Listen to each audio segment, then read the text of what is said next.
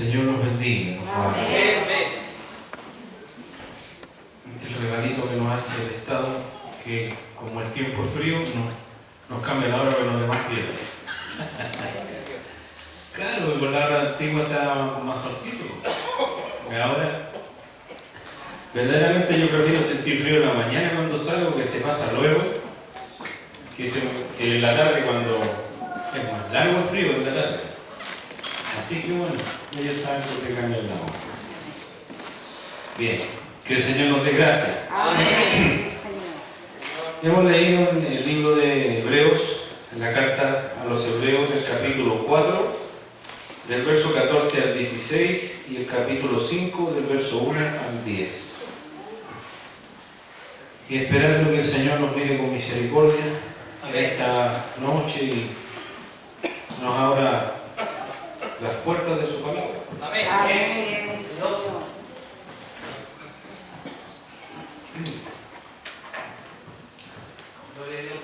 Aquí habla de un sacerdocio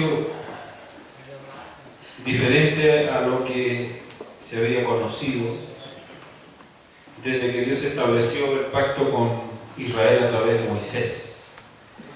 Ese pacto que Dios hizo con Israel, esas ordenanzas que Dios le dio a su pueblo allá en Egipto, o cuando salieron de Egipto en el desierto, y cuyas ordenanzas establecían también una tribu, desde las 12 tribus de Israel, establecían una tribu que sería diferente al resto de las otras tribus y que se dedicaría solo a las cosas que son concernientes al sacerdocio o a la dedicación absoluta al servicio de Dios. Las otras 11 tribus tenían que respetar la ley de acuerdo a las ordenanzas que estaban establecidas, adorar a Dios de acuerdo a esas ordenanzas, pero la tribu de Leví era una tribu que estaba única y exclusivamente dedicada a las cosas sagradas de Dios. Esta tribu no trabajaba en lo secular, esta tribu no hacía como las otras, sino que esta tribu solo se dedicaba al servicio de Dios. Y este sumo sacerdote de quien nos habla el libro de Hebreos, que es diferente al sacerdocio que venía a través de Aarón, el hermano de Moisés, y que debía ser solo y exclusivamente a través de la descendencia de Aarón, es decir, no podía ser nadie diferente a otra descendencia, tenía que descender directamente de Aarón. Sus hijos, sus nietos, sus bisnietos, sus tataranietos, etcétera, etcétera. Tenía que ser de la línea genealógica de Aarón, no podía ser diferente. De lo contrario, no podía ser sumo sacerdote. Aquí estamos hablando de algo totalmente diferente que Dios estableció a través del nuevo pacto en Cristo Jesús, y que es un sacerdocio que Hebreo nos dice, el cual es inmutable, no cambia, el cual tampoco es heredable, es decir, no lo van a suceder sus hijos, no va a tener que seguir adelante con ese sacerdocio la descendencia de este nuevo sacerdote que Dios establece en el nuevo pacto. No es como en el antiguo pacto, donde la muerte terminaba con los sacerdotes y era necesario que viniera otro sacerdote, y la muerte terminaba con ese sacerdote y luego tenía que venir otro de la misma descendencia. Pero con este sacerdocio que nos habla Hebreos no ocurre así. Dice así: por tanto, teniendo un gran sumo sacerdote que traspasó los cielos, Jesús el Hijo de Dios, retengamos nuestra profesión, porque no tenemos un sumo sacerdote que no pueda compadecerse de nuestras debilidades, sino uno que fue tentado en todo según nuestra semejanza, pero sin pecado. Es decir, que este nuevo sacerdote es el único en la historia de la humanidad que no ha pecado. Acerquémonos, dice, pues, confiadamente al trono de la gracia, para alcanzar misericordia y hallar gracia, favor inmerecido, para el oportuno socorro. Porque todo sumo sacerdote tomado de entre los hombres es constituido a favor de los hombres en lo que a Dios se refiere. Y aquí no estamos hablando de los sacerdotes que existen en la actualidad de tal o cual religión. Porque hoy día, estos que se hacen llamar sacerdotes, definitivamente no lo son. Es un apelativo que se dan a sí mismos, pero no son sacerdotes. Cuando aquí habla la palabra de que estos sacerdotes que Dios toma de entre los hombres son constituidos a favor de los hombres, Hebreo está haciendo solo mención de los sacerdotes del tiempo de la ley, no de los del tiempo de la gracia. Dice, y nadie toma para sí esta honra, sino el que es llamado por Dios, como lo fue Aarón. Aarón fue llamado por Dios para ejercer el sumo sacerdocio. Aarón no lo tomó para sí, Aarón no tuvo decisión en esto. Aarón fue llamado por Dios para recibir sobre sí el sumo sacerdocio de acuerdo a la ley de Moisés. Así tampoco Cristo se glorificó a sí mismo o se dio una suma honra a sí mismo, haciéndose sumo sacerdote, sino el que le dijo. Es decir, que también Cristo fue constituido no por su propia voluntad, ni tampoco por su propio mérito, por decirlo así, que él diga, ya no voy a ser sacerdote. No, sino también fue escogido y llamado y declarado por Dios, como dice la Escritura: tú eres mi hijo, yo te he engendrado hoy. Ahora, ¿cómo podremos decir que Cristo fue engendrado? Es aquí donde la gente se confunde, donde la gente dice, bueno, ¿ves? Cristo es criatura de Dios. No, Cristo no es criatura de Dios. Cuando dice que fue engendrado, yo te he engendrado hoy, está hablando únicamente y exclusivamente del momento en que el Verbo fue hecho carne. Ese exclusivo momento en que le fue apropiado cuerpo. Pero no quiere decir que desde ahí para adelante recién comienza la existencia del Verbo, sino que de ahí para adelante comienza, por decirlo así, la encarnación. No la reencarnación, porque la reencarnación no existe, pero sí la encarnación. Pero la encarnación sucedió ahí. El Verbo fue hecho carne y habitó entre nosotros y vimos su gloria. Y en ese momento en que el Verbo fue encarnado, o al Verbo se le apropió un cuerpo semejante a los hombres, dice, desde ese momento pasa a ser, como yo te he hecho desde hoy, un hijo para mí. Es decir, desde ese momento nace con forma humana, pero el Verbo ha sido siempre con el Padre. El Verbo ha estado siempre en la eternidad con Dios. Dice la Escritura, cuando Jesús estaba orando en Getsemaní, Juan lo relata, que las palabras de Cristo declaran lo siguiente: Padre, glorifica a tu Hijo con aquella gloria que tuve contigo antes que el mundo fuese. Es decir, está hablando desde antes. Está hablando desde qué antes. Desde antes, un poquito antes de que la tierra fuese creada. No, está hablando desde los días de la eternidad. La profecía habla del nacimiento de Jesús o de la encarnación del Verbo, y dice: pero tú, Belén Efrata, pequeña para ser contada entre las hijas de mi pueblo, de ti saldrá el que será Señor y guiador de Israel. Y sus salidas son desde el principio, desde los días de la eternidad. ¿Cuáles son los días de la eternidad? No tiene principio, no hay un origen, es la eternidad.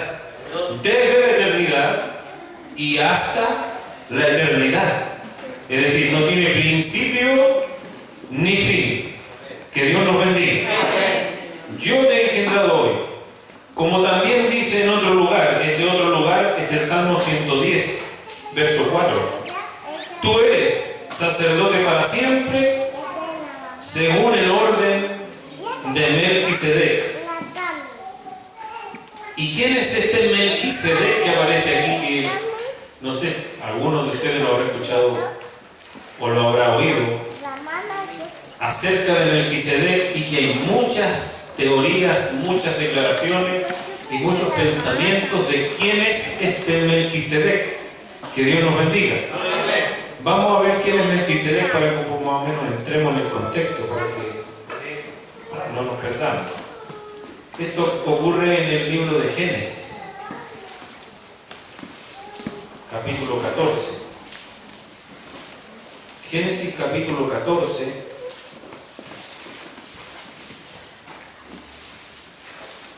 Génesis capítulo 14.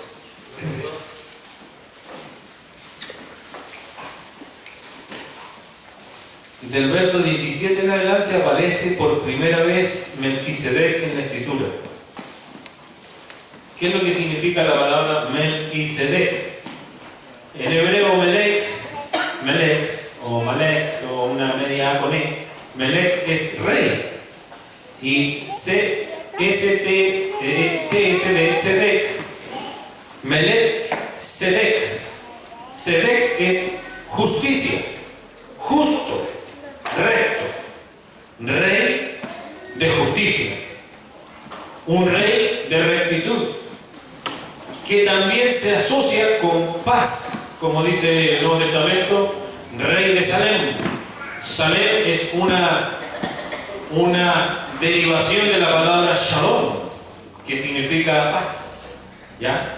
Entonces es rey de shalom o rey o melech shalom o rey de paz, pero originalmente significa rey de justicia o rey justo o rey de rectitud. Que Dios nos bendiga. Ya, vamos a leer aquí quién es este Melquisedec. Cuando volvía Abraham, por supuesto, cuando fue a rescatar a su sobrino Lot, cuando volvía de la derrota de Kedorlaomer y de los reyes que con él estaban, es decir, Abraham con sus criados y sus siervos habían derrotado a un montón de ejércitos de Kedorlaomer y los reyes que con él estaban, salió el rey de Sodoma a recibir al valle de Sabe, que es el valle del rey. Entonces Melquisedec o Melquisedec, rey de Salem o rey de paz y sacerdote del Dios Altísimo, sacó pan y vino. ¿Por qué lo bendijo con pan y vino? Sacó pan y vino y le bendijo diciendo: bendito sea Abraham del Dios Altísimo, creador de los cielos y de la tierra, y bendito sea el Dios Altísimo que entregó tus enemigos en tu mano y le dio a Abraham los diezmos de todo. Ahora, ¿se da cuenta la forma en que lo bendice? ¿Se da cuenta que para bendecirlo saca pan y saca vino? ¿Y quién saca pan y vino? Bueno, y muchos siglos después, esto fue más o menos en 1900 años antes del nacimiento de Jesucristo, lo que ocurrió aquí. 2000 años, pongamos. Cerremos paréntesis, 2000 años antes de Cristo, 2000 años antes de Cristo, aparecía un rey de Salem o un Melquisedec que para bendecir a uno que no era menor ante Dios, porque Abraham era el patriarca, Abraham era el que tenía las promesas de Dios, no era alguien menor ante Dios, Abraham era alguien mayor. Si miramos en la tierra, no había nadie mayor que Abraham para Dios. Para otros pueblos, Abraham era simplemente un intruso que había llegado del otro lado del río Éufrates, los Efraín. Los Ibriim, que después se tradujo en los hebreos, eran de los del otro lado del río, significa esa palabra. Para ellos sería eso, pero para Dios era el que tenía las promesas de Dios. Era bien importante. Pero Hebreos nos dice, considera cuán grande era este Melquisedec, que aún a Abraham, el patriarca, le entregó honor, le entregó adoración, lo honró por los diezmos de todo lo que había. Que Dios nos bendiga. Consideraos, dice Hebreos, cuán grande era este Melquisedec, que para bendecir al patriarca no puede bendecirlo uno menor, no puede ser uno de menor rango que bendiga al de mayor rango, como Hebreos dice, porque indiscutiblemente el menor es bendecido por el mayor. Y este mayor, Melquisedec, es mayor que el patriarca. Bueno, y en la tierra, antes de Génesis 14, ¿a quién veo yo mayor que el patriarca? A nadie. A nadie. Bueno, y este Melquisedec, ¿quién era? Que Dios nos bendiga. Hay muchas discusiones. Algunos dicen, no, para nada puede ser Jesucristo. Obviamente no puede ser Jesucristo. Porque Jesucristo es engendrado el verbo o encarnado el verbo desde el momento en que llega el ángel y le dice a María, salve, muy favorecida, el Señor es contigo. Desde ahí es engendrado el Hijo, por decirlo así, de Dios. Pero aquí estamos hablando de uno que es Rey de justicia. ¿Quién puede ser Rey de justicia? ¿Quién puede ser Rey de paz? Si pensamos con seriedad, solamente vamos a decir, Dios y quién más. Bueno, hasta ese momento Israel solo sabía que Dios era uno. Dios es uno. Se acabó, es uno. Pero hay misterios que Israel y los antiguos no sabían. Misterios que se fueron revelando después a través de Jesucristo. Y que los profetas anunciaron por ahí. Que Dios nos guarde. Este rey, ¿quién sería que sacó pan y vino y bendijo al patriarca? Y le dijo que bendito sea Abraham del Dios Altísimo, creador del cielo y de la tierra, y bendito sea el Dios Altísimo, que entregó a los enemigos en tus manos. Que Dios nos bendiga. Bueno, la teología dice que puede esto ser una cristofanía o una teofanía.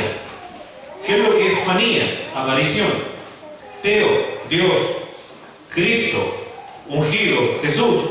Fanía, es decir, es una aparición de Cristo. Pero ¿cómo puede aparecer Cristo antes de nacer sobre la faz de la tierra? Que Dios nos guarde. Bueno, no aparece Cristo antes, sino que aparece Melquisedec, un rey, pero que también es sacerdote. ¿Y quién conozco yo que es rey y sacerdote? ¿Quién antes tiene ese título de rey y sacerdote? ¿Quién puede ostentar los títulos de rey y sacerdote? ¿Quién en la tierra? ¿Quién puede ser un sacerdote de Dios? Y además un rey de justicia. Que Dios nos bendiga. Que Dios nos guarde. Bueno, aquí hay un Melquisedec que aparece muchas veces en la Biblia y que la gente se da una de cabezazos al leer acerca de este Melquisedec. Mire, en el mismo libro de Hebreos capítulo 7 se da un poquito más de claridad de quién es Melquisedec. Dice, porque este Melquisedec, rey de Salem, por sacerdote del Dios Altísimo, recuerde que esto sucede con Abraham mucho antes que fuese Moisés llamado y mucho antes que Dios entregara la ley de Moisés a Israel.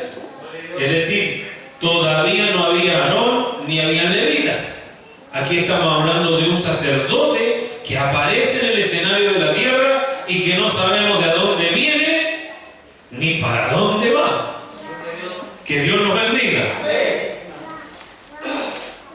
Dice, rey de Salem, sacerdote del Dios Altísimo, que salió a recibir a Abraham, que volvía de la derrota de los reyes, y le bendijo, a quien asimismo dio Abraham los diezmos de todo, cuyo nombre significa primeramente Rey de Justicia y también Rey de Salem, esto es, Rey de Paz. Escuche, sin padre, sin madre, sin genealogía. ¿Qué significa sin genealogía? Que no desciende de ningún hombre, que ni tiene principio de días, ni fin de vida. ¿Qué es lo que es cuando yo me refiero? No tiene principio ni fin. ¿De qué estoy hablando? Eterno. A ver.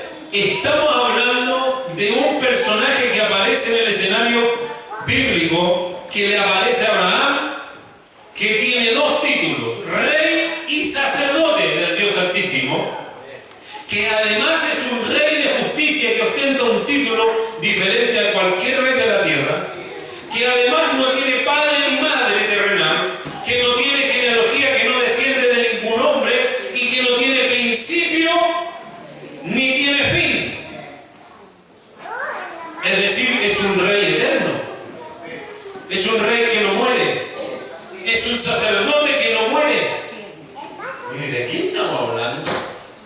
¿Había algún hombre así en la tierra? No puede ser hombre.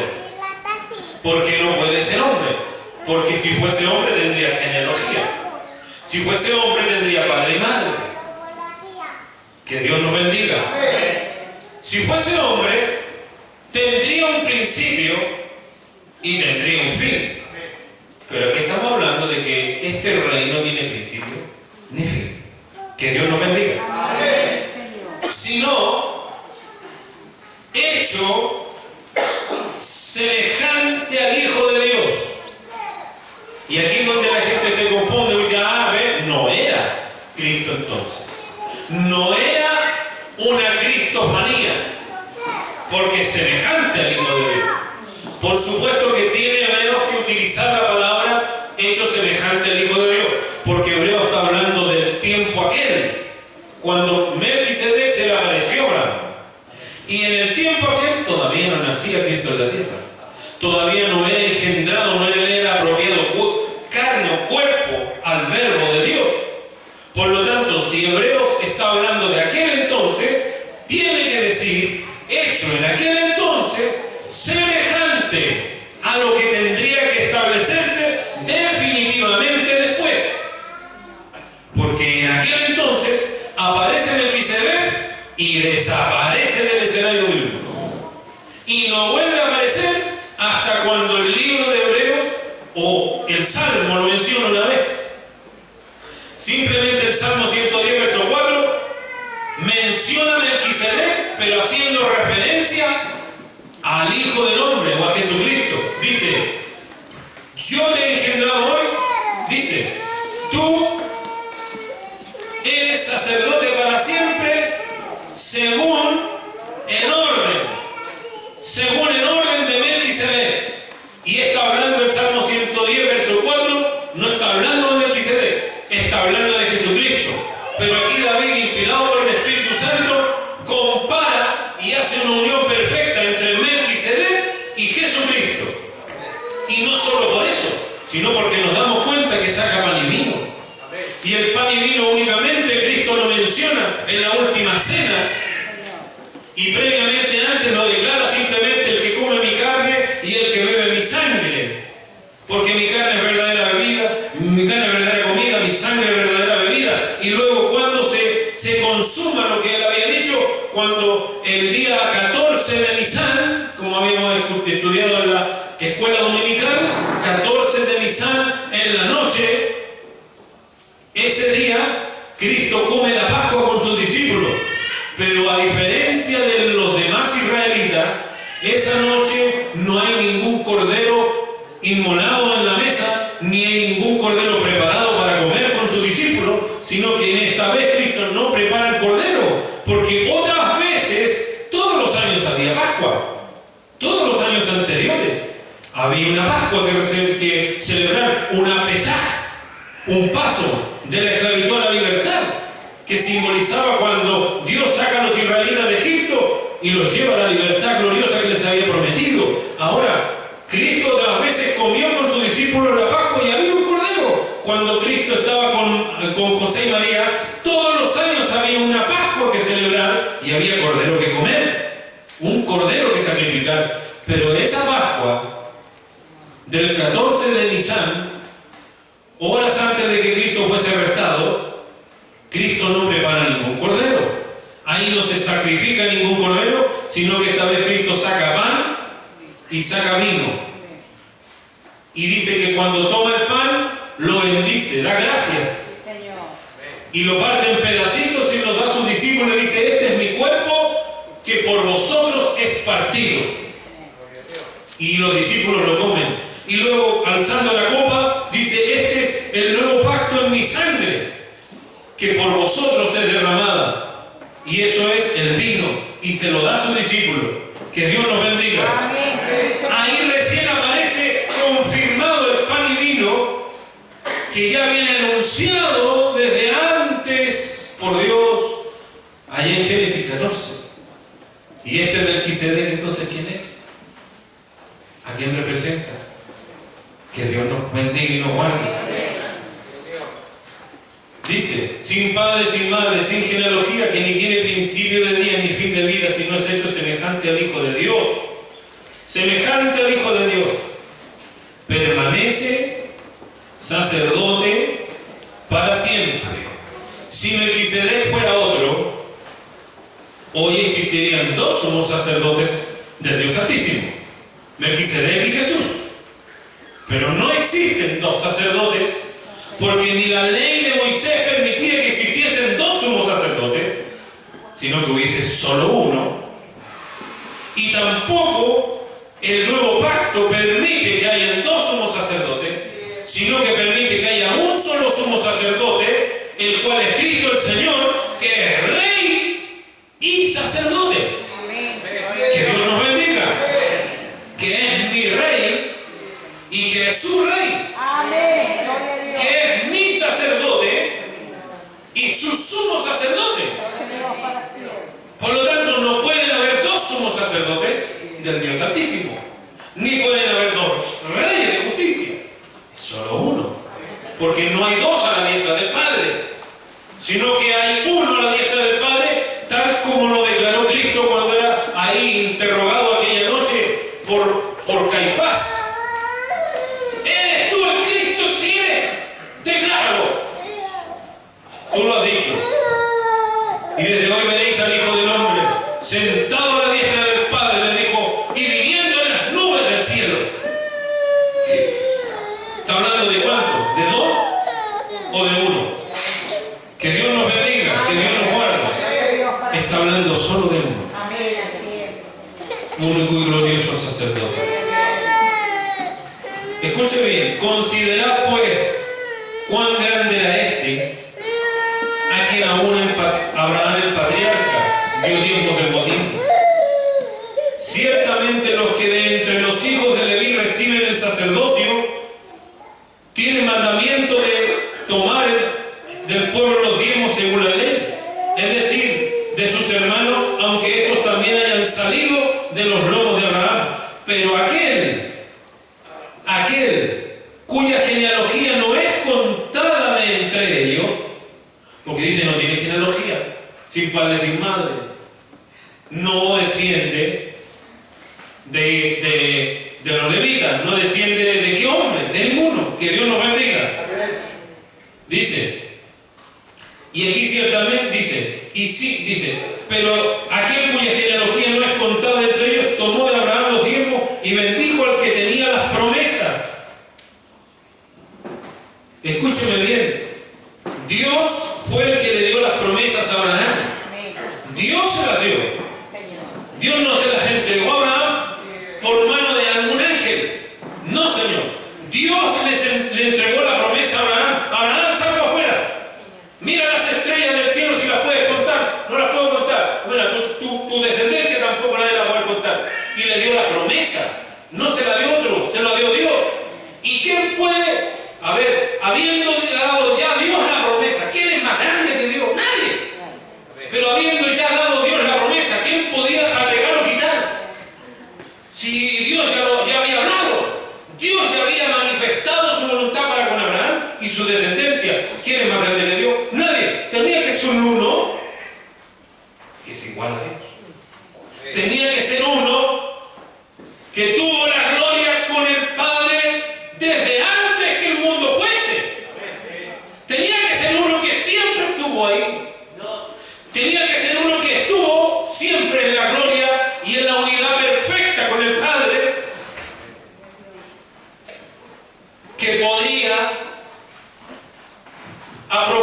agarrarse de la promesa de Dios y decir, yo te bendigo, porque tú tienes la promesa, pero ahora yo te bendigo en la promesa que Dios te dio. O sea, ¿quién puede intervenir o quién puede meterse en el medio? A ver, tú diste la promesa a Dios, déjame bendecir al que tú le diste la promesa. A cualquiera de nosotros, yo no diría que esté metiendo en el medio, sale de por el lado. ¿Tiene nada que ver contigo esto? Yo le he dado la promesa a él. Es como cuando alguno de nosotros es llamado por Dios y alguien se quiere meter en el medio. ¿Qué le va a decir Dios? No se meta nadie. Usted sálgase del medio. Yo llamé a fulano. Yo llamé a sutano. Así que no hay nadie que pueda decir nada aquí. Esta fue mi decisión y punto, se acabó. Yo soy soberano. Ahora estamos hablando de que la soberanía de Dios bendijo a un hombre con una promesa gloriosa, incalculable y eterna. Porque la promesa de Dios es eterna. No termina. Cuán grande era este, que aún podía pararse aquí y decir, te bendigo, bendito sea grande el Dios Altísimo y bendito sea el Dios Altísimo, que entregó a tus enemigos en tus manos. Sacó pan y vino y lo bendijo. Que Dios nos bendiga. Amén. Que Dios nos guarde. Amén. Dice, y sin discusión alguna, el menor es bendecido por el mayor, y aquí ciertamente reciben los diezmos hombres mortales, pero allí uno, ¿cuándo apareció allá en Génesis 14? Allí uno de quien se da testimonio de que vive, no está muerto, vive. Que Dios nos bendiga. Amén. Sí, Señor. Y por decirlo así, en Abraham pagó los diezmos también Leví, que recibe los diezmos, pero estamos hablando de alguien que no desciende de la tribu de Leví. Escuche bien, Dios tomó a la tribu de Leví para que la tribu de Leví ejerciera el sacerdocio. Pero Cristo no es de la tribu de Leví. Cristo no desciende según la carne de la tribu de Leví. Cristo desciende de otra tribu, dice Hebreos, de la cual nadie habló, nada. Ni profeta, ni nadie habló nada tocante al sacerdocio. Es decir, que nunca nadie dijo de la tribu de Judá. No. Es decir, que nunca en el Antiguo Testamento fue tomado en cuenta la tribu de Judá como para que ejerciera sacerdocio, sino la tribu de Leví. Pero Cristo desciende según la carne, según aquel momento glorioso en que el Verbo fue hecho carne, desciende de la tribu de Judá y no de la tribu de Leví. Y entonces, ¿quién le hizo sacerdote? Si él hubiese venido de la tribu de Leví, es decir, María y José hubiesen descendido de Leví, Cristo habría nacido bajo la cobertura de la tribu de Leví. Pero María y José, que descendían de David, no son descendientes de la tribu de Leví o de Leví, sino son descendientes de Judá, otro hijo de Jacob. Y como desciende de la tribu de Judá, y nunca nadie habló del sacerdocio, ni le otorgó sacerdocio a la tribu de Judá, bueno, y entonces, ¿qué le dio el título? Por eso es que Israel jamás le podía echar en la cabeza. A Israel no podía Israel entender que él fuese el Mesías. No podía entender que él fuese el rey, que él fuese el sacerdote. No podía ser. Pero lo que pasa es que como Dios es soberano y él toma las decisiones, Dios escogió la tribu de Judá y Dios le dijo a Jesucristo, es decir, Dios le dio la honra, Dios le dio el título. Yo te he engendrado hoy. Tú eres sacerdote para siempre, según el orden que yo mostré 2000 años antes que tú nacieras, allá cuando Abraham venía de derrotar a aquel que Dorlaomer y los reyes que con él estaban. Yo anuncié un sacerdocio inmutable. Yo anuncié un sacerdocio eterno. Yo anuncié un sacerdote que permanece para siempre. Un sacerdote que no tiene principio ni tiene fin. Que no tiene genealogía humana. Que no tiene padre ni madre humano. Porque José no era el padre de Jesús. Y María nunca fue la madre. Como dice otra religión por ahí, María la madre de Jesús. No, Señor. Jesús le dijo, mujer.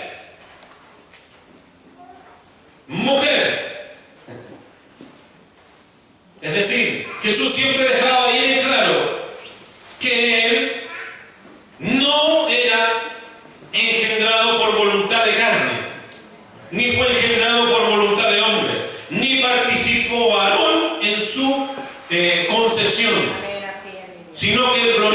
Espíritu Santo de Dios tomó el vientre de María y apropió cuerpo al Verbo que ya era desde el mundo, antes que el mundo fuese.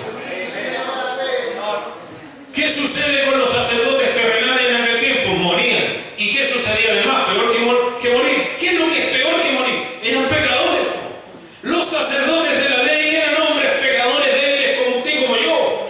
Por lo tanto tenían que estar así todos los días de su vida y ofrecer primero sacrificio para que Dios los aceptara a ellos primero y recién entonces poder interceder por el pueblo. Y si Dios no aceptaba el sacrificio que el sacerdote ofrecía para el propio perdón de él, Dios lo mataba. Se moría cuando entraba al lugar santísimo y el pueblo quedaba tirado. Tenía que venir otro sacerdote y veamos si Dios se agradaba de aquel. Pero aquí estamos hablando de otro sacerdote que fue hecho semejante a los hombres, pero sin pecado, sin mancha, sin debilidades humanas, sin pensamientos torcidos, sin lenguas torcidas, sino que un sacerdote que fue fiel en todo, dice, fiel en todo, y fue tan fiel que nunca, ni siquiera siendo como Dios,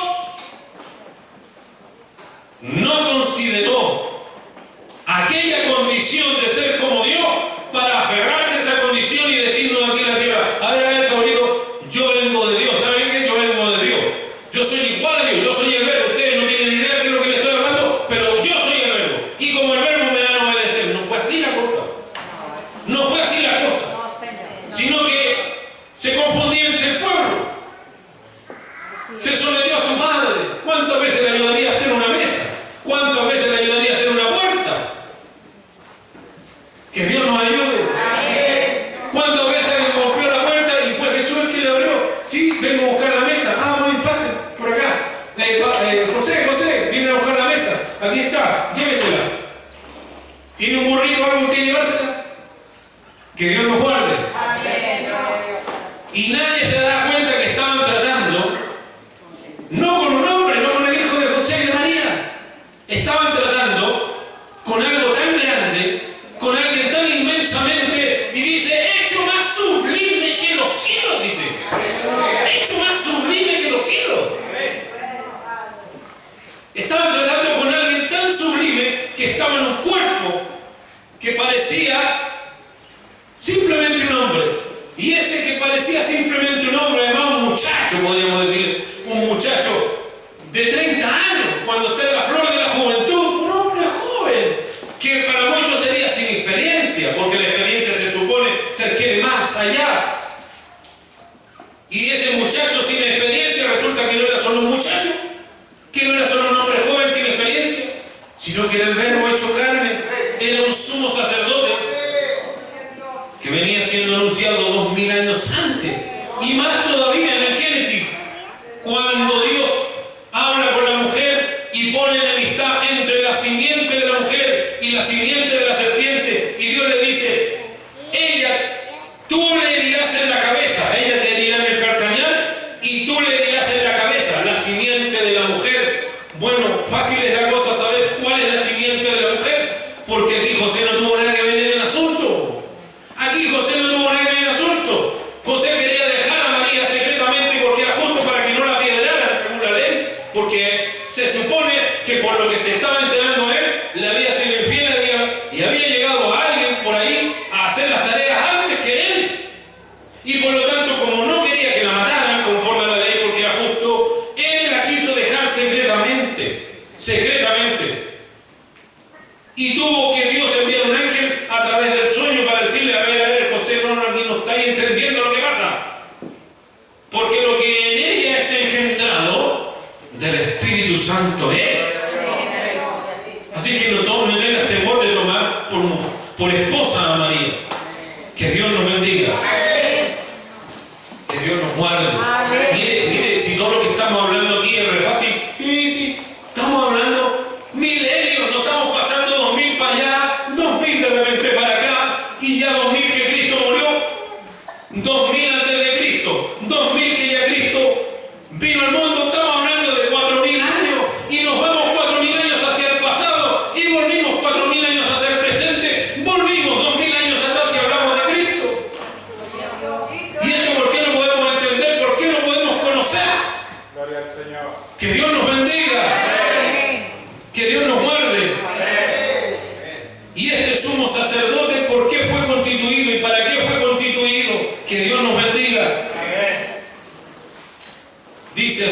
El mismo libro de Hebreos.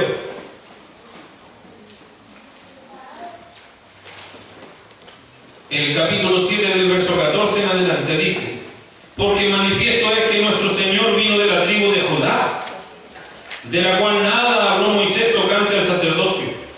Y esto es aún más manifiesto, si a semejanza de Melquisedec se levanta un sacerdote distinto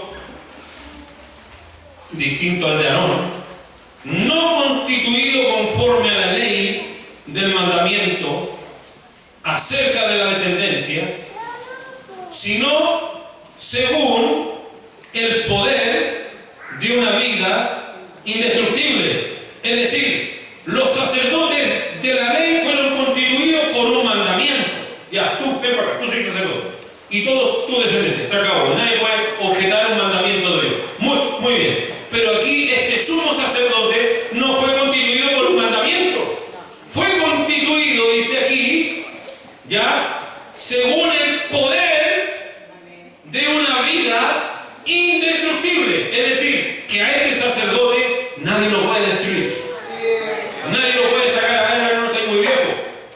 O no se murió, tampoco se murió, ni tampoco se envejeció, ni tampoco perdió. Porque si alguno dice, no, pero ¿cómo que no murió? En la cruz murió. A ver, no murió. No, Señor. Nadie le quita la vida. Yo mismo la pongo y la vuelvo a tomar. Que Dios nos bendiga. Es decir, la Escritura dice en Apocalipsis, el que estuvo muerto, pero ahora vive. Que Dios nos bendiga. Y cuando fueron al sepulcro, ¿qué dijeron los ángeles? ¿Por qué buscáis entre los muertos? ¿A quién? Al que vive. ¿Por qué buscáis entre los muertos al que vive? No está aquí, sino que va delante de vosotros. Que Dios nos bendiga. Estamos hablando de alguien o de algo que tiene un poder tan inmenso que nadie ni nada lo puede destruir. Y estoy diciendo que este sumo sacerdote, el título que tiene, la honra que tiene, la altura que tiene, que es más sublime que los cielos, el honor que tiene, ¿quién tiene el honor de él? Nadie. Porque le dio un nombre sobre todo nombre. O sea, no hay nadie más alto. El Padre le entregó el dominio del reino de toda la creación, de lo que se ve y lo que no se ve, de lo visible y lo invisible, y de todo lo que existe a Él. Y es preciso que Él reine. Es decir, ahora está ejerciendo aquel título que ya viene enunciado 4000 años atrás. Rey de justicia. Rey que justifica. Rey que es justo. Pero fíjese que cuando los jueces son justos, son justos medio manito dura, son justos medio inclementes, son justos medio duritos. Pero aquí estamos hablando de un rey justo que no es mano dura, sino de un rey justo que fue constituido a favor, no en contra, sino a favor nuestro. Y si a mí me hubiesen puesto, en ese tiempo hubiésemos estado vivos y yo hubiese visto a Aarón, yo habría dicho, no hay. Después de Aarón viene Moisés. Y se acabó. Aarón y Moisés. Pero aquí no estamos hablando de Aarón. No estamos hablando de los otros sacerdotes. No estamos hablando de ninguno, ni siquiera del gran patriarca Abraham, que es tan grande y que cualquiera de nosotros, estoy seguro, no tendría la fe que tuvo él para poder sacrificar a su propio hijo por amor a Dios, que a él le había dado promesa. Si alguno de nosotros cree que es capaz de sacrificar a un hijo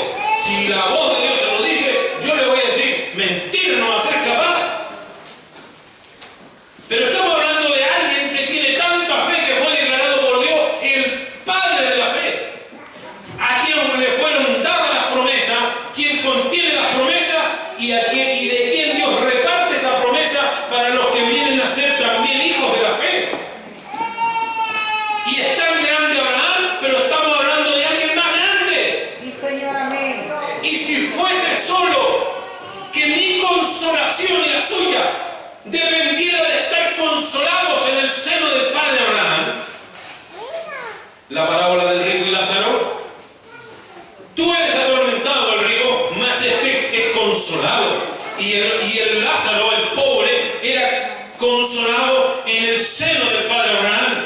Que Dios nos bendiga. Y qué maravilloso la diferencia que se ve entre alguien que está atormentado en una llama y alguien que está siendo consolado. Pero aquí no estamos hablando ni siquiera de alguien que es consolado en el seno de Abraham. Estamos hablando de algo más grande todavía. Más grande que Abraham. Sí, Señor, más grande que Abraham. Sí, Señor. Más grande que si Abraham pudiese resucitar en este momento. Pararse y pasar por el medio de aquí, nosotros quedáramos pasmados. A Abraham diríamos, estamos hablando de alguien más grande que Abraham. Estamos diciendo que ni aún Abraham el patriarca pudo levantarse de entre los muertos. Estamos diciendo que ni Moisés, ni los profetas, ni nadie se levantó de entre los muertos. Estamos hablando de algo más grande todavía. Estamos hablando de alguien más superior. Estamos hablando de alguien más sublime. Que mi consolación no descansa en Abraham. Que mi consolación no descansa en Moisés. Que mi consolación no descansa en ningún profeta ni ningún patriarca. Estamos hablando de alguien más grande todavía. Estamos hablando de alguien que es sumo sacerdote por la eternidad. Y que no tiene ningún problema de entrar, no al lugar santísimo, figura del verdadero, el que estaba en el templo abajo. Porque esa era figura, semejanza, no era el verdadero. Estamos hablando de uno que entró al verdadero lugar santísimo. Estamos hablando de alguien que no tiene que ofrecer sacrificio para sus propios pecados, sino que estamos hablando de alguien que entró en el verdadero lugar santísimo y no con sangre ajena, no con sangre prestada, no con el sacrificio de otro, de un animal, sino que estamos hablando de alguien que ofreció su propia sangre, porque aún la creación está manchada por el pecado del hombre. Los corderos, las ovejas, las palomas, todo está manchado. Maldita será la tierra por causa de tu nombre. Y tiene una maldición encima. Y la creación, dice Pablo, gime aún con dolores de parto para ser libertada de esta maldición. Y la creación espera cuando los hijos de Dios sean libertados de este cuerpo de muerte, para que también la creación sea libertada de esta maldición que le cayó por culpa nuestra.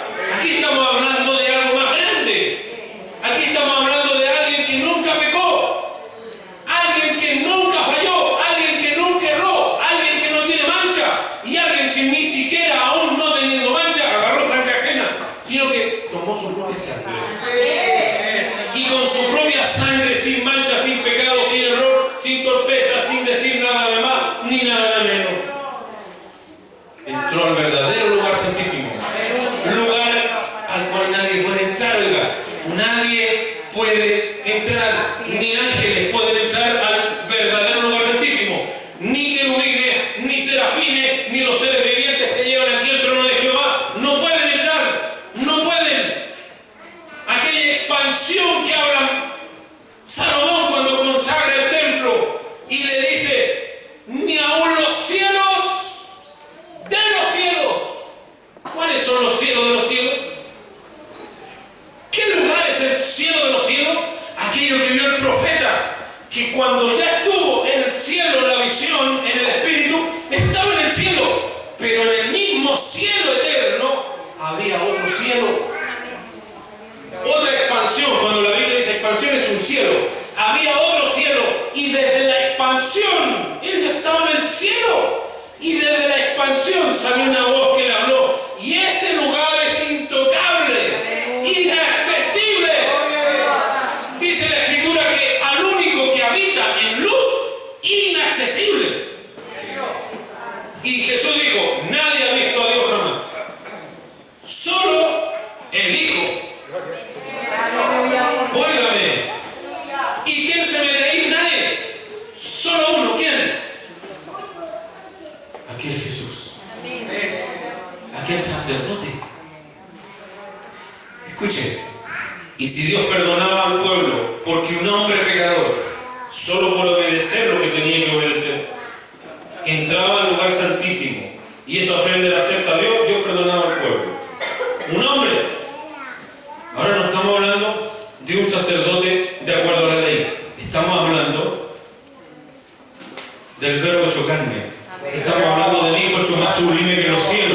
el único que pudo entrar a la luz inaccesible de Dios, y que ya no simbólicamente y desde lejos Dios ya te perdono el pueblo aquí, te perdono el pueblo allá. No estamos hablando de ese tipo de perdón, ni siquiera se parece un poco al perdón que recibió Israel. Aquí estamos hablando de otra cosa, porque el perdón que recibió Israel le duraba un año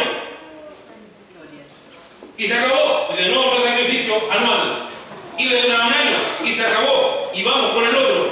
Y si ese año Dios no aceptaba, no, se acabó. Aquí estamos hablando de alguien que Dios siempre, escúcheme bien, a quien Dios siempre le va a aceptar su sacrificio.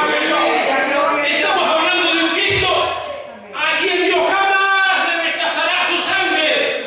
Nunca Dios le rechazará su sangre. Nunca Dios dejará de aceptar el sacrificio. ¿En qué consistía que el pueblo fuese o no fuese perdonado en aquel entonces?